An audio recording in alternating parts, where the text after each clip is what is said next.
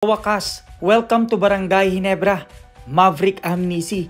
Yan nga ang ilan sa mga maiinit na pag-uusapan natin sa videos na ito, mga ka-idol. Sa ngayon nga mga ka-idol ay bound to Qatar na ang Gilas Pilipinas Youth para sa FIBA U16 Asian Championship 2023. At sa kabila naman ng mga ka-idol ay good news dahil ang Gilas Pilipinas Women Division ay umakyat na sa ika-5 pwesto sa ngayon mga ka-idol ng FIBA World Cup. At ngayon nga mga ka-idol ay pag-usapan natin ang tila busy schedule ng Gilas Pilipinas at yan ngay dahil sa paghahanda sa darating na Asian Games. Kung saan nakilala na rin natin mga ka-idol ang ilan sa mga bagong player ng Gilas Pilipinas. Ang ilan nga ay nagbabalik lamang sa lineup ng Gilas Pilipinas katulad na lamang ni Calvin Abueva at itong si Terence Romeo mga ka-idol na sinasabing malaking bagay o malaki ang maitutulong sa Gilas Pilipinas ngayong Asian Games katulad na lamang ng nagawa nila kung babalikan natin noong 2015. Malaki nga ang naitulong ng dalawang player na ito. At bahagi din ng matinding paghahanda ng Gilas Pilipinas, magkakaroon nga sila ng tune-up games na gaganapin nga yan sa September 22 sa Philippines Arena mga ka-idol 7 PM. At ang makakalaban nga nila ay ang LG Suckers ng Korean P-League. Sinabi rin ni Coach Tim Cone, we hope that we can fill the stadium up. Sa paghahanda rin sa darating na PBA draft, unti-unti nga nating nakikilala kung sino-sino mga malalakas na player ang pwedeng makasama sa first round pick. Napakaraming nag-apply na 128 aspirants. Nandyan nga ang ilan sa mga malalakas na NCAA stars na si Frank Yu, James Coquete at John Amores. Bago pa man magsimula ang PBA draft para sa PBA draft combined awarding, nandyan nga ang mythical 5 na si Archie Concepcion, Jason Apolonio, Warren Bonifacio, Adriano Cum at Ralph Co. Nakuha din ni Archie Concepcion ang MVP mga ka-idol na sigurado ay pag-aagawan siya ng iba't ibang team sa PBA. Hindi naman at hindi na rin nakakapagtaka na nakuha nga ni Kento Fin ang 3-point king mga ka-idol na alam naman nating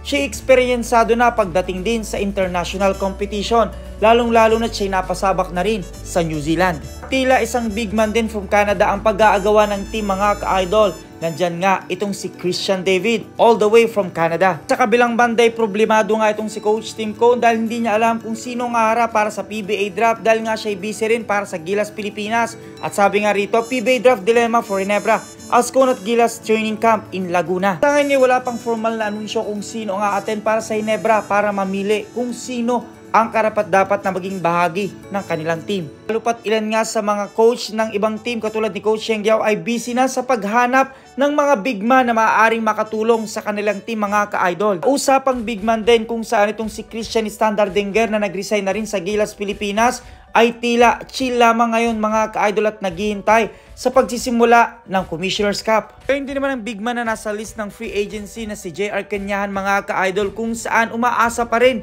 na mayroong team na interesado sa PBA na kumuha sa kanya. Kung hindi man, dediretso siya sa MPBL. At marami na nagtatanong mga ka-idol kung sakali magpapadraft ang tatlong Gilas star na si Renz Abando, AJ Edo at Dwight Ramos, saang team kaya sa PBA sila karapat-dapat? Isa rin sa pinag-uusapan itong si Maverick Amnesia matapos nga siyang pakawala ng Converge Fiber Xers mga ka-idol. At may bali-balita nga mga ka-idol ayon din sa post ni Snow Badua at Homer Saison na sabi nga dito, as first reported by Snow Badua, former Converge star Maverick Amnesia will arrive in the Philippines tomorrow, and his camp just told me that Maverick will mostly probably sign with Ginebra. At yan nga mga ka-idol ay matutuloy na yata ang pagpirma nitong si Maverick Amnesia sa Barangay Ginebra.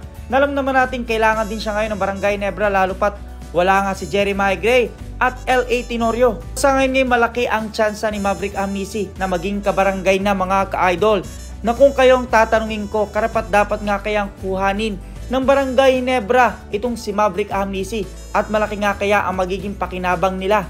Kung ano yung kasagutan, suggestion, question, advice, just comment down below mga ka-idol. At maraming salamat sa inyong panonood.